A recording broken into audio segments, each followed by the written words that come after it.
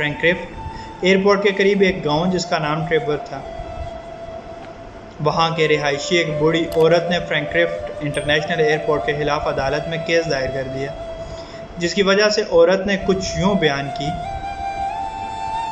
रात के वक्त जहाज़ों का शोर इतना ज़्यादा होता है कि मैं रात को सो नहीं सकती, जिसकी वजह से मेरी अक्सर तबीयत ख़राब रहती है। अदालत में जज ने उस बूढ़ी औरत की पूरी बात सुनने के बाद औरत से पूछा कि अब आप क्या चाहती हैं? इस शोर के इवज़ आप एयरपोर्ट से कुछ मुआवजा हासिल करना चाहती हैं या एयरपोर्ट से दूर एक अदद घर हासिल करना चाहती हैं? औरत ने जवाब में कुछ यूँ कहा, मैं यहाँ अपने ज़ाती घर में रहती हूँ और अरसे दराज से यहाँ ज़िंदगी गुजार रही हूँ। चूँकि अब मेरी तबीयत इस कदर शोर बर्दाश्त नहीं कर सकती, इसलिए इस मसले का कोई और माकूल हल तलाश किया जाए।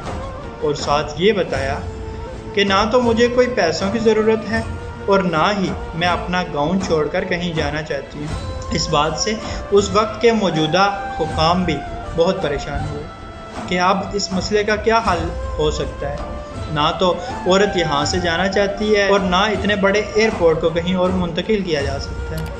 एयरपोर्ट हुकाम ने औरत को अपने केस से पीछे हट जाने के लिए बेशुमार फरमाइशें पेश की।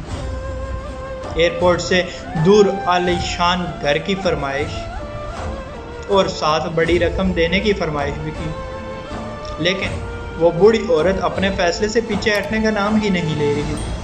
आखिरकार थक कर जज ने कहा, अगर हम आपकी नींद के टाइम को मैनेज कर लें, मतलब रात का एक मखसूस टाइम जब आप सो रही हों, तब एयरपोर्ट पर कोई फ़्लाइट नहीं उतरेगी, तो क्या आपको ये फ़ैसला मंजूर है? और तब से लेकर आज तक फ्रैंकफर्ट इंटरनेशनल एयरपोर्ट पर रात 12 बजे से लेकर सुबह 5 बजे तक कोई फ़्लाइट नहीं उतरती। ये है वो इज़्ज़त, मकाम, इंसाफ जो हुकूमत और जर्मनी के निज़ाम अदल अपने अवाम को देते हैं। इस तरह हर इंसान के हकूक़ बराबर हैं और हर एक के लिए इंसाफ का मेयार यकसा है। अल्लाह पाक आसानियाँ हासिल और तकसीम करने का शर्फ अता फरमाए। आमीन। जज़ाकल्लाह।